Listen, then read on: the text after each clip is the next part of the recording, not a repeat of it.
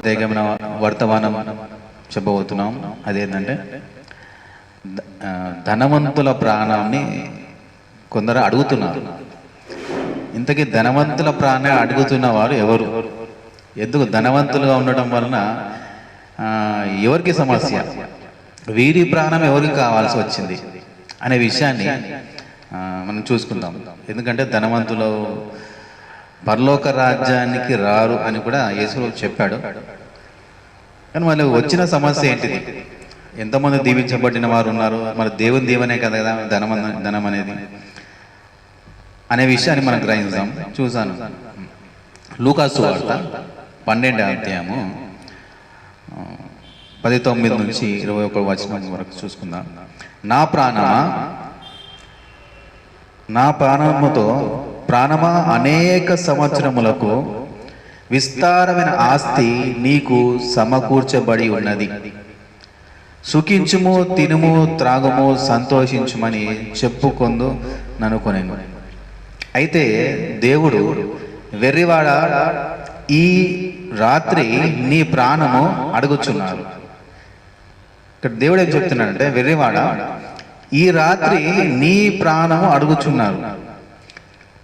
ఎవరు అడుగుతున్నారు అనే విషయం మనం చూసుకుందాము తర్వాత. నీవు సిద్ధపరిచినవి ఎవని వగునని అతనితో చెప్పాను. అయితే దేవుని ఎడల ధనవంతుడు కాగా తన కొరకే సమకూర్చుకొనువాడు అలాగుననే యుండునని చెప్పాను. హల్లెలూయా. అయితే మనము బైబిల్లో ఎంతమంది ధనవంతులు చూస్తుంటున్నాము. ఉదాహరణకి లూకాసు సువార్త 16వ అధ్యాయంలో ధనవంతుడు లాజరు ఉన్నాడు. అలాగే మార్కు సువార్త 10వ అధ్యాయంలో చూస్తుంటే ఒక ధనవంతుడు, యవ్వనస్తుడైన ధనవంతుడు కూడా యేసు ప్రభు దగ్గరికి వచ్చి నేనేం చేయాలా అని పరలోకం వెళ్ళాలంటే ఇవన్నీ చేయమన్నాడు. అవన్నీ చేసినప్పటికీ దేవుడు ఏం చెప్పాడంటే, ఇవన్నీ చేసినప్పటికీ నీ ఆస్తిని అమ్మి బీదవారికి పంచమన్నాడు.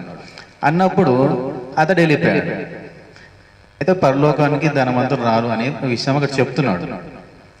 మరి ఇక్కడ కూడా చూస్తుంటే లూకాసు సువార్త 16వ అధ్యాయంలో కానీ, మరి ఇప్పుడు మనం చదివిన 12వ అధ్యాయంలో కానీ ధనవంతులు ఏమని వీళ్ళేమైనా కానీ, ధనవంతుడు లాజరు స్టోరీ చూసినా కానీ వీరేమైనా దొంగతనం చేసి సంపాదించిన ఆస్త అంటే అది కూడా కాదు. వాక్యంలో ఎక్కడో కూడా వీళ్ళు దొంగతనం చేసి సంపాదించారు కాబట్టి వీరు పరలోకం రారు అనే విషయాన్ని ఇక్కడ చెప్పట్లేదు. వీరు పక్కవారి ఆస్తి సంపాదించినాడా, మోసం చేసి సంపాదించాడా, అలా కూడా ఏమీ దేవుని వాక్యము చెప్పడం లేదు. మరి ఎందుకు వీరు పరలోకానికి రారు, వీరి ప్రాణాన్ని ఎవరు అడుగుచున్నారు అనే విషయాన్ని ఒకసారి చూస్తాము.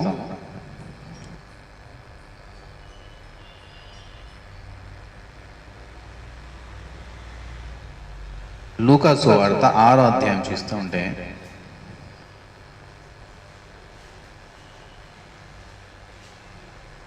ఇరవై 24 నుండి 26వ వచనం వరకు మనం చూద్దాము. అయ్యో ధనవంతులారా, మీరు కోరిన ఆదరణ మీరు పొంది ఉన్నారు.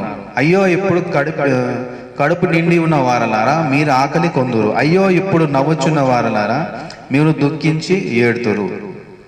మనుషులందరూ మిమ్మును కొనియాడునప్పుడు మీకు శ్రమ. వారి పితరులు అబద్ధ ప్రవక్తలకు అదే విధంగా చేసిరి. ఇంకో వచనంలో చదువుతాము, యాకోబు రాసిన తర్వాత. ఇంతకీ ఈ ధనవంతులు ఎందుకు దేవుడికి ఇష్టంగా లేరు, ఇంకా ఎవరికి అసలు ఇష్టం లేదు, వీరి ప్రాణం అడుగుతున్న వారు ఎవరు అనే విషయాన్ని మనము ఇప్పుడే మనం వెళ్ళబోతున్నాము. దాని ముందు ఒక వచనం చూస్తాం. యాకోబు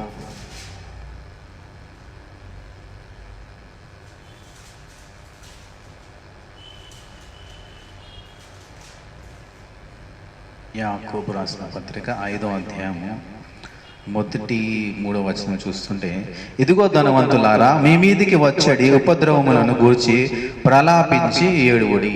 మీ ధనము చెడిపోయాను, మీ వస్త్రము చిమ్మటలు కొట్టినవాయను, మీ బంగారమును మీ వెండియు తుప్పి పట్టినవి. వాటి తుప్పు మీ మీద సాక్ష్యంగా ఉండి అగ్ని వల్ల మీ శరీరంలో తినివేయను. అయితే ఇక్కడ సత్యం ఏంటంటే అంత్య దినముల యందు ధనము కూర్చుకుంటుంది. ఇది అస్సలు వారి సమస్య అన్నమాట. వీరి సమస్య ఏంటంటే బైబిల్లో చాలా వచనం ఉన్నాయి, ఎక్కువ నేను పొడుగా చెప్పట్లేదు, కానీ ధనవంతులు ఎవరి ఇంట్లో దొంగతనం చేయలేదు, నీతి న్యాయంతోనే వీరి డబ్బుని వీరు సంపాదించారు. మరి దేవునికి వచ్చిన సమస్య ఏంటిది? ఇంకొక వ్యక్తులకు వచ్చిన సమస్య ఏంటిదంటే అవి ఎవరో చూసుకుందాము.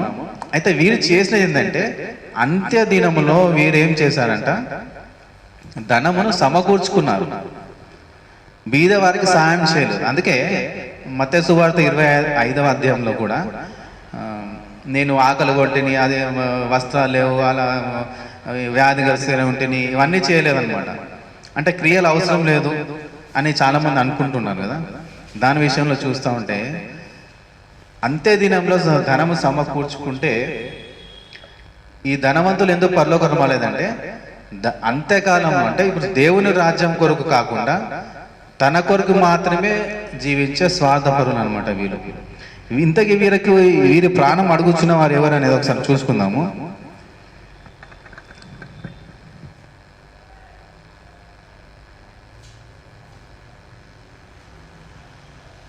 ప్రకటన గ్రంథము 6వ అధ్యాయంలో చూస్తూ ఉంటే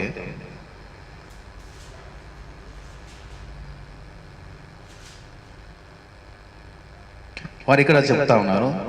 ప్రకటన గ్రంథము 6వ అధ్యాయము 10-11 వచనాలు, వారు నాథా సత్యస్వరూపి పరిశుద్ధుడా, ఎందాక తీర్పు తీర్చకయు మా రక్తము నిమిత్తము భూనివాసులకు ప్రతిదండ చేయకయు ఉందు అని బిగ్గరగా కేకలు వేసిరి. వీరెవరంటే 9వ వచనం చూస్తే, ఆయన 5వ ముద్రను విప్పినప్పుడు దేవుని వాక్యము నిమిత్తము తాము ఇచ్చిన సాక్ష్యము నిమిత్తము వధింపబడిన వారి ఆత్మలు బలపీఠము కింద చూచితిరి. వీరెవరంటే యేసు ప్రభు కొరకు తన ప్రాణాలని అర్పించిన హతసాక్షులు. వీళ్ళు ఏమడుగుతున్నారంటే 10వ వచనం నుండి, వారు నాదా సత్యస్వరూపి పరిశుద్ధుడా, ఎందాక తీర్పు తీర్చకయో మా రక్తం నిమిత్తం భూనివాసులకు ప్రతిదండన చేయకయో ఉందు అని బిగ్గరగా కేకులు వేసిరి.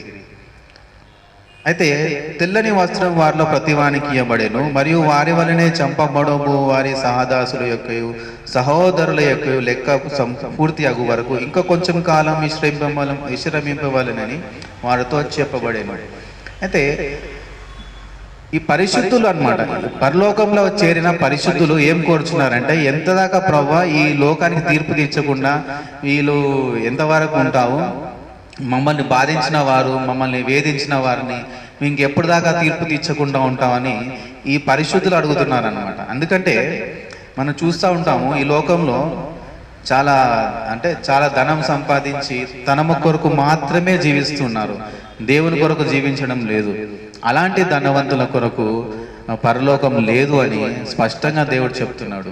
అంటే చాలామంది నేను ఏం చేయాల్సిన అవసరం లేదు, ఏం చేయాలని అవసరం లేకపోతే మరి పౌలు ఎందుకు అన్నాడు, మంచి పోరాటము పోరాడి తిని నా పరుగు ముట్టించి తిని నా విశ్వాసం కాపాడుకుంటుని అంటే యుద్ధం చేయలేదా? తన మృతులైన వారు ఏమిటంట ఏ ప్రయత్నం చేయరు.